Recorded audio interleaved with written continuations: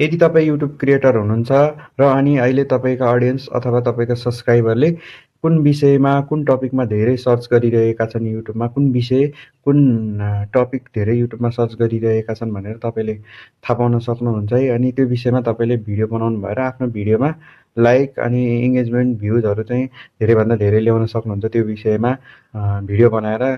किनभने तपाईँका सब्सक्राइबर अनि तपाईँको भ्युवर्सहरूले चाहिँ त्यो विषय, त्यो टपिक धेरै सर्च गरिरहेका हुन्छन् युट्युबमा। तपाईँको सब्सक्राइबर, तपाईँको अडियन्सले कुन विषय, टपिक सर्च गरिरहेका छन् भने चाहिँ कहाँ गएर तपाईँले हेर्न सक्नुहुन्छ र कहाँ गएर थाहा पाउन सक्नुहुन्छ भनेर चाहिँ म आज तपाईँलाई देखाउन गइरहेको छु है।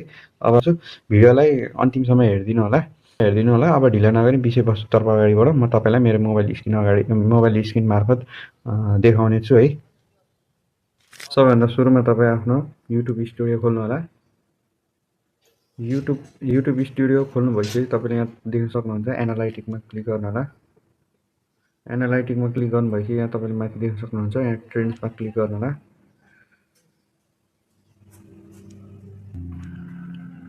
यहाँ ट्रेन्ड्समा क्लिक गरिसकेपछि तपाईँले यहाँ देख्न सक्नुहुन्छ टप सर्चेस भनेर यहाँ देखाएको छ। यहाँ तपाईँले देख्न सक्नुहुन्छ। यहाँ चाहिँ तपाईँका अडियन्स, तपाईँको युट्युब सब्सक्राइबरहरूले चाहिँ यो विषय चाहिँ धेरै सर्च गरेका छन्।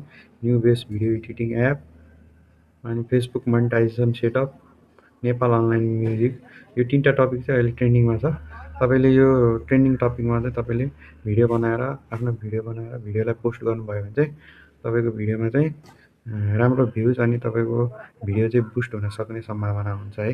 तपाईँले यसरी चाहिँ तपाईँका अडियन्स, तपाईँका युट्युब सब्सक्राइबरले चाहिँ कुन विषय चाहिँ, कुन टपिक चाहिँ धेरै सर्च गरिरहेका छन् भनेर चाहिँ तपाईँले यहाँ आएर यसरी युट्युब स्टुडियोबाट चाहिँ तपाईँले चेक गर्न सक्नुहुन्छ।